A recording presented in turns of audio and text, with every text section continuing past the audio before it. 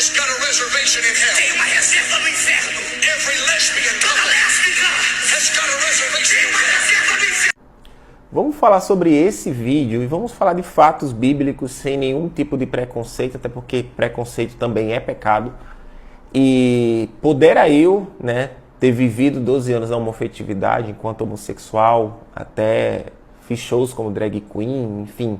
Eu vivi o mundo homoafetivo e tive uma experiência com Jesus, ao qual ele falou comigo e me convenceu que era necessário deixar a homoafetividade para ser seu seguidor.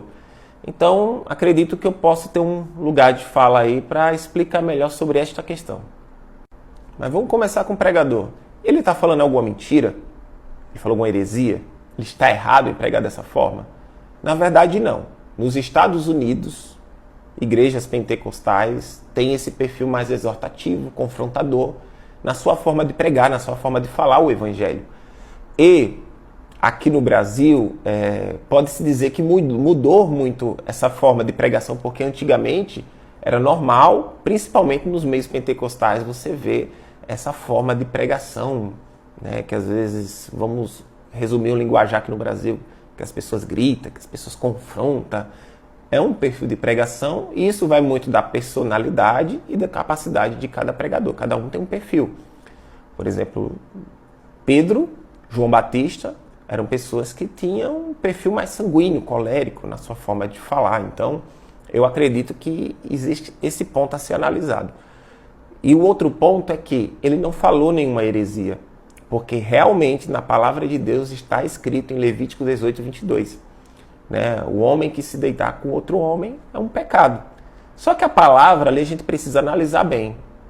O que a palavra diz? O homem que se deitar. A Bíblia está enfocando o ato sexual. Então, você se compreender homossexual ou ter desejos homoafetivos não é um pecado.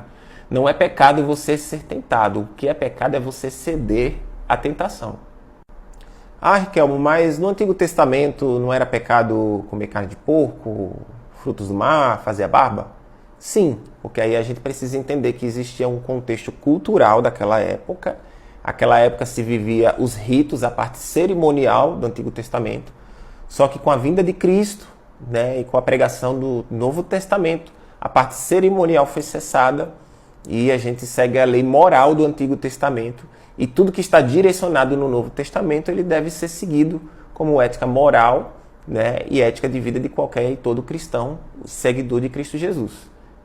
Então vamos ser cirúrgicos. Independente da homossexualidade, sinto muito dizer que já estamos condenados. Romanos 3,23, todos pecaram e foram destituídos assim da glória de Deus.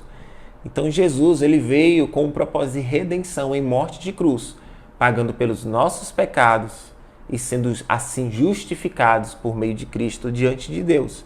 Então, todo aquele que crer em Jesus, se arrepender dos pecados, reconhecê-lo como Senhor e Salvador de nossas vidas, reconhecendo que ele foi crucificado, morto, sepultado e ressuscitou ao terceiro dia e está sentado à direita de Deus Pai Todo-Poderoso.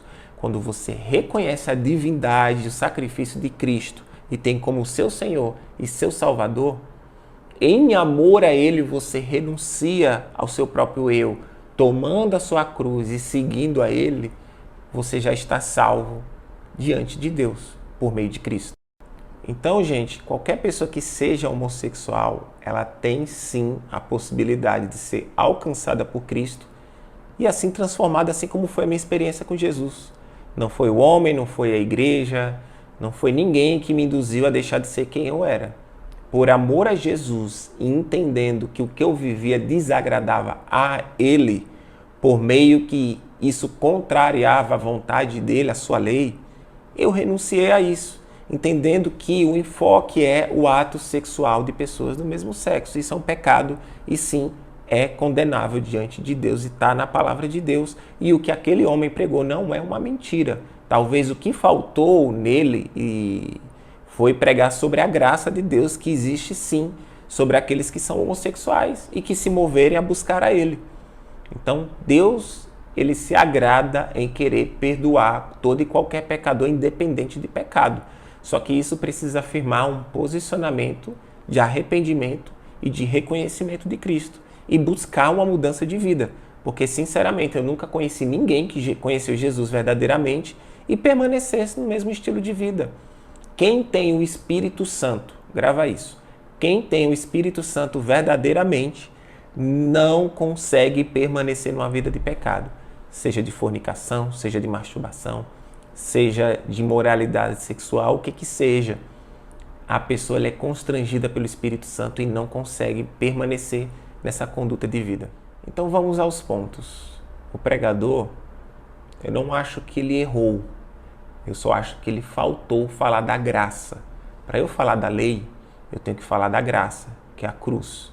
Que não importa o pecado que você viva, você pode ser alcançado e transformado e justificado para a salvação diante de Deus por meio de Cristo. Então, eu acho que talvez só isso. Mas ele falou algo bíblico, algo que é da lei, e quem não tem Jesus vai ser condenado pela própria lei. E só conseguimos vencer a lei por meio de Cristo. Então, existe esse caminho de redenção. Então, eu quero deixar uma mensagem para você, se você vive a homoafetividade ou não sabe o que fazer nessa questão. Busca a igreja. Deus é misericórdia. Estamos vivendo a geração da graça, que é um tempo de oportunidade que Deus deu ao mundo para o arrependimento e salvação. Então, todo que crer em Jesus e buscar a Jesus será convencido pelo seu Espírito Santo, aquele que nos convence do pecado, do juízo e da justiça de Deus. Então, você está nisso, você tem essa possibilidade de busca, você tem essa oportunidade diante de Deus de conhecer a Cristo e de viver o seu amor, o seu propósito, e principalmente, Deus tem uma promessa na sua vida, Ele tem um propósito na sua vida. Em 2010, uma moça chegou na rua para mim e falou: olha, quando a gente tem um chamado da parte de Deus, a gente pode ir para qualquer lugar, mas nada vai dar certo. Quando eu mudei para Campinas em 2012, eu tive um sonho que eu vi um homem de veste branca, de cabelo que nem Jesus Cristo, olhando para mim, e eu em cima de um muro, e ele esperando que eu fosse para o lado dele. E eu tenho uma reflexão, é que eu estava ainda num local de decisão, que eu estava em cima do muro, que eu precisava seguir a Cristo.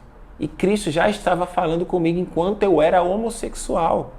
E a minha experiência com Jesus não foi ainda nem na igreja, foi em casa. Quando eu sozinho falei para Deus que eu estava cansado da vida que eu tinha e que eu entregava a minha vida para Ele. E nesse momento de oração pelo YouTube que eu estava escutando, eu senti o meu corpo esquentar em casa, formigar dos pés à cabeça. E ali eu tive um batismo com o Espírito Santo de fogo, que tão certo foi algo tão intenso, foi tão forte, que no dia seguinte eu acordei com uma paz que eu nunca tinha sentido.